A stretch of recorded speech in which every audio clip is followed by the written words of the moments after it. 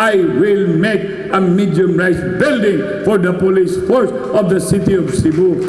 Gitinguhan ni Cebu City Mayor Michael Rama nga matagan og hamugaway nga kapuy-an ang kapulisan sa Cebu City Police Office pinaagi sa pagtukod og medium-rise building alang kanila isip paghatag og bili sa ilang serbisyo sa katilingban. Gianunsyo niya kini atol sa ika-121 nga service anniversary sa Philippine National Police karong buntaga Agosto 30. Sigon pa ni Rama lakip sab kini sa iyang mga proyekto alang siyang tinguha nga mahimong Singapore-like ang dakbayan sa Sugbo ubos sa iyang administrasyon.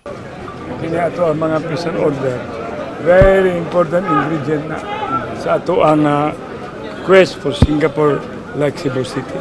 You have to take care of them.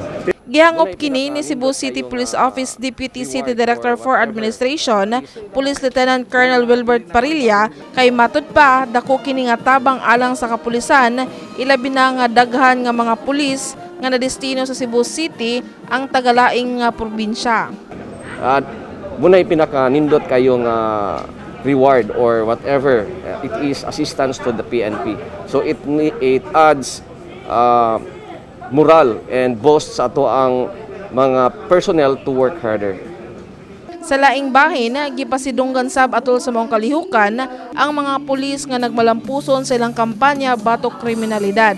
Ang kapulisan sa probinsya sa Sugbo ug dakbayan sa Lapu-Lapu mao'y nakadawat sa pasidugog sa Best Performing Provincial ug City Police Office. Sa kampanya batok illegal nga drogas, gipasindunggan isip Best Component City Police Station ang Talisay City Police, Best City Police Station ang Police Station 3 sa dakbayan sa Lapu-Lapu ug ang Best Municipal Police Station ang lungsod sa Minglanilla. Samtang sa pakigbatok sa legal gambling, gipasidunggan isip Best Component City Police Station ang Dumaguete City Police Station, Best City Police Station ang Police Station 6 sa Cebu City Police Office ug Best Municipal Police Station mao gihapon ang Minglanilla.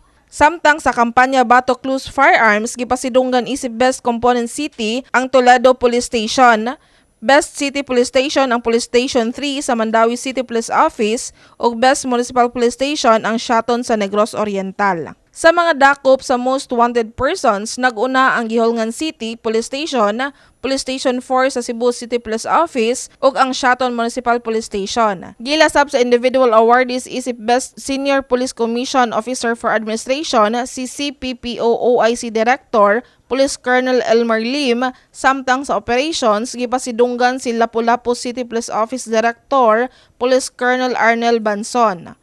Best Junior Commission Officer for Administration si Police Lieutenant Colonel Juson Paralag o si Police Lieutenant Colonel Ephraim Paguyod alang sa operations.